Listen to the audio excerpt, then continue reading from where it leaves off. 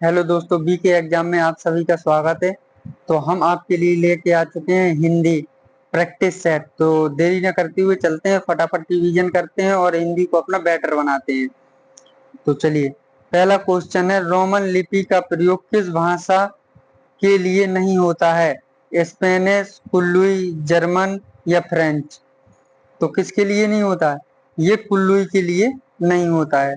Next question, निम्न में से किस शब्द का समानार्थी वीरु है? विजय, कायर, वीर, पुरुष? बताइए। तो देखो, इसका होता है कायर। अब इसके और भी पर्यायवाची होते हैं, तो देख लीजिए कौन कौन से होते हैं। डरपोक, कादर,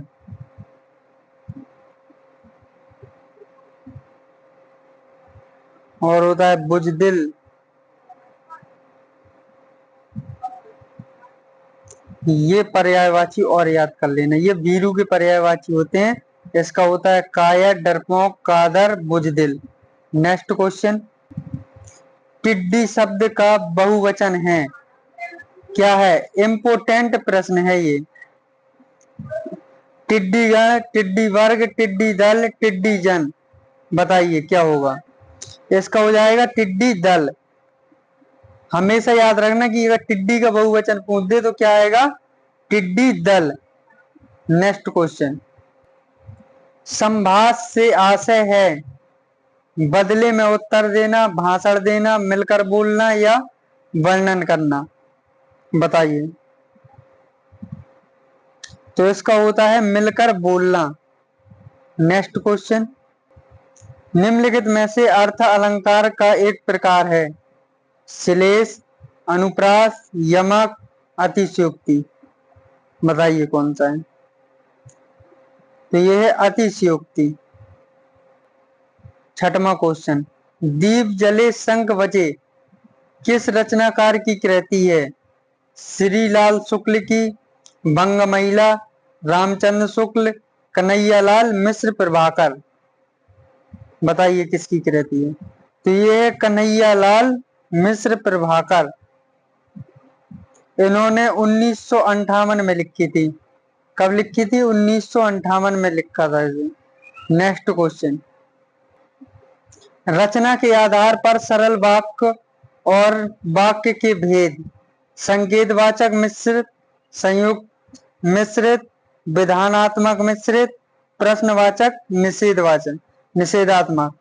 तो बताइए क्या हो जाएगा? तो रचना के आधार पर 3 भेद होते हैं। कौन, कितने भेद होते हैं? 3 भेद। आप जान लेते हैं कौन कौन से होते हैं। तो देखो, सरल वाक्य, सरल वाक्य, संयुक्त वाक्य,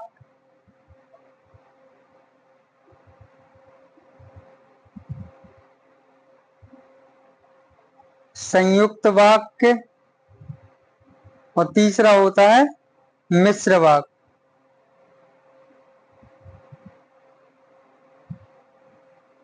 अब बताइए इसका क्या हो जाएगा आंसर? तो इसका हो जाएगा संयुक्त मिश्र वाक्य, मिश्रित। रचना के आधार पर सरल वाक्य और वाक्य के भेद हैं। तो रचना के आधार पर 3 भेद होते हैं, सरल वाक्य, संयुक्त वाक्य और मिश्र वाक्य। नेक्स्ट क्वेश्चन, इनमें से कौन सा परिणामवाचक विशेषण का उदाहरण नहीं है? अनगिनत तारे, 50 गज जमीन, 2 किलो सेब, 10 लीटर पानी? बताइए कौन सा नहीं है?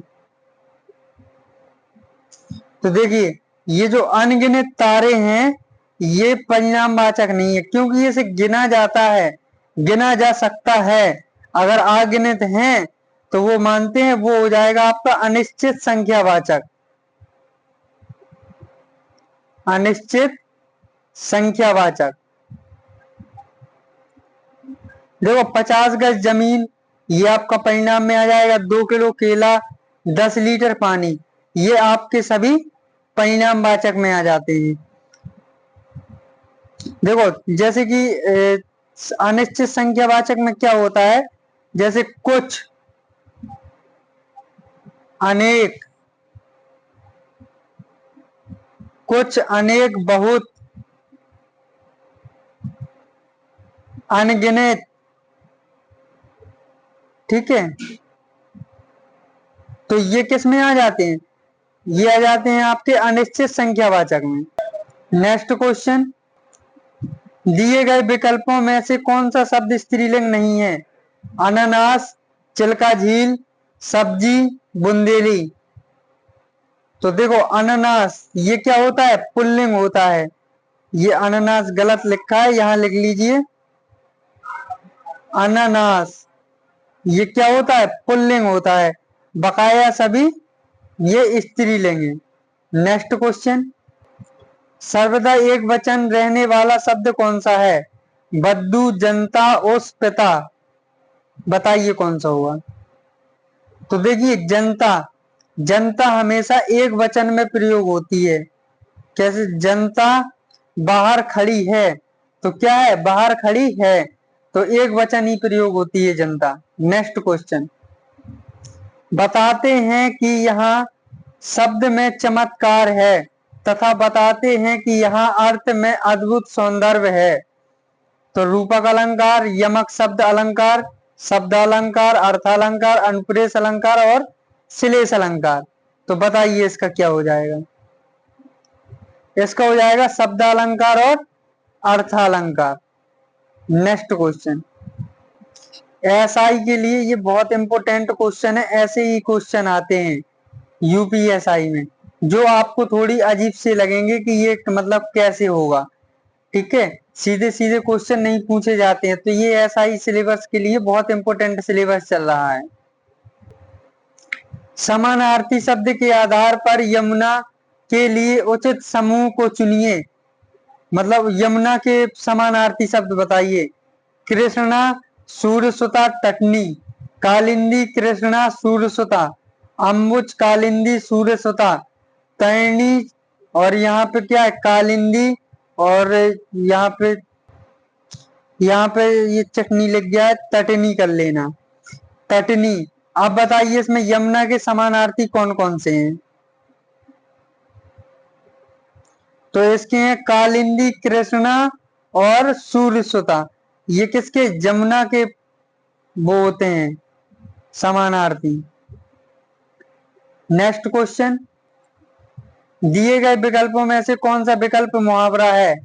पत्थर की लकीरों ना, कंगाली में चावल गीला, नाम बड़े और कथन छोटे, बल्ब तले अंधेरा। बताइए कौन सा है। तो पत्थर की लकीर होना ये क्या है, मुहावरा है। नेक्स्ट क्वेश्चन, ध्वंस शब्द का विलोम शब्द क्या होगा? स्तुत, प्राकृतिक, निर्माण, विध्वंस।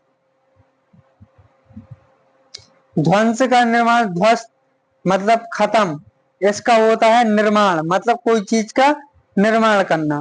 नेक्स्ट क्वेश्चन, अत्याचार का फल अच्छा नहीं है, यह वाक्य की लोकोक्तियों का अर्थ प्रकट करता है। जंगल में मोर नाचा किसने देखा? चमगादड़ के मेहमान उल्टे लटकते हैं। तलवार का खेत हरा नहीं होता, यहाँ पे ता और जोड़ लेना। तलवार का खेत हरा नहीं होता, आसपास बरसे दिल्ली पड़ी तरसे। तो बताइए इसका आंसर क्या होगा। तो इसका हो जाएगा तलवार के खेत कभी हरे नहीं होते, अत्याचार का फल अच्छा नहीं होता, इसका ये अर्थ है। नेक्स्ट क्वेश्चन, तुलसी मां मंदिर में बिहरे, यह पंक्ति किस अलंकार की अलंकृत की गई है? पुनरुक्ति, प्रकाश, मानवीकरण, उपमा, रूपक। बताइए। तो ये है रूपक। कौन सा, रूपक अलंकार। नेक्स्ट क्वेश्चन, निम्न में से कौन सा वाक्य सामान्य भूतकाल वाक्य है? वर्षा हुई, वर्षा अभी अभी हुई, शायद वर्षा हुई होगी, कुछ समय पहले वर्षा हुई थी। बताइए क्या हो जाएगा इसका। इसका हो जाएगा भूतकाल, वर्षा हुई। नेक्स्ट क्वेश्चन, जातिवाचक संज्ञा, सर्वनाम, विशेषण, क्रिया, अवयव शब्दों में शब्द बनाए जाते हैं। पुल्लिंग शब्द, कारक, वचन, भाववाचक। वाचक संज्ञा। तो बताइए इसका क्या है। देखो, जातिवाचक संज्ञा, सर्वनाम विशेषण और क्रिया विशेषण से भाववाचक संज्ञा बनाए जाते हैं। तो क्या इससे भाववाचक संज्ञा बनाए जाते हैं। अब जैसे बुढ़ापा, मिठास, ये क्या है, भाव है। तो ये इसके उदाहरण है। नेक्स्ट क्वेश्चन, वरिष्ठ साहित्यकार काशीनाथ सिंह को किसकी उसकी कृति रेहान पर रघु के लिए किस सम्मान से सम्मानित किया गया है। राजभाषा सम्मान, साहित्य अकादमी, कथा सम्मान, शरद जोशी सम्मान। बताइए। तो इन्हें किया गया है साहित्य अकादमी सम्मान से, वो भी कब, 2011 में। ठीक है, कब, वर्ष 2011 में किया गया था। नेक्स्ट क्वेश्चन, देखो, पारा ना उतरना मुहावरे का उचित अर्थ है घमंड दिखाना, हद कर देना, शांत रहना, अशांत होना। बताइए क्या होगा इसका। तो इसका होगा अशांत होना, पारा ना उतरना। नेक्स्ट क्वेश्चन, इनमें से कौन सा शब्द सरस्वती शब्द का समझी नहीं है, मतलब समान उसके नहीं है, समानार्थी नहीं है। सुधी, शारदा, श्री, गणेश्वरी। बताइए कौन सा नहीं है।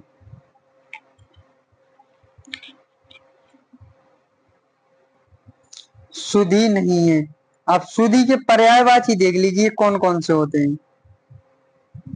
सुधी के होते हैं मनीषा, मनीषी, कौन सा, मनीषी, धीर, मनीषी, धीर और विद्वान।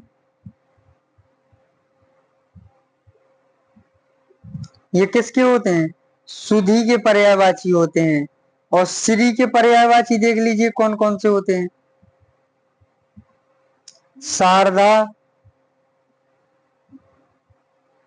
सरस्वती, गणेश्वरी, ये सभी किसके होते हैं, श्री, शारदा, गणेश्वरी, ये सरस्वती के होते हैं। नेक्स्ट क्वेश्चन, हिंदी वर्णमाला में स्वरों की संख्या कितनी है।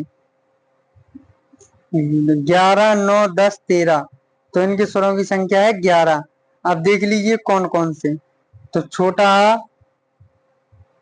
बड़ा आ, छोटी ई, बड़ी ई, छोटा ऊ, बड़ा ऊ, ए, आय, ओ और आओ। ये होते हैं कौन, स्वर। ठीक है, बस आज के लिए इतना ही था। तो अगर आपको हमारी वीडियो अच्छी लगे तो प्लीज चैनल को सब्सक्राइब एंड वीडियो को लाइक कीजिए। तो मिलते हैं नेक्स्ट वीडियो में, तब तक के लिए धन्यवाद, ऑल द बेस्ट। और आप हमारी ये हिंदी की क्लास देखते रहिए, हम आपको एक एक प्रैक्टिस करवाएंगे, वो भी प्रीवियस ईयर क्वेश्चनों के, जो आज तक कहीं ना कहीं क्वेश्चन पूछे गए हैं। धन्यवाद।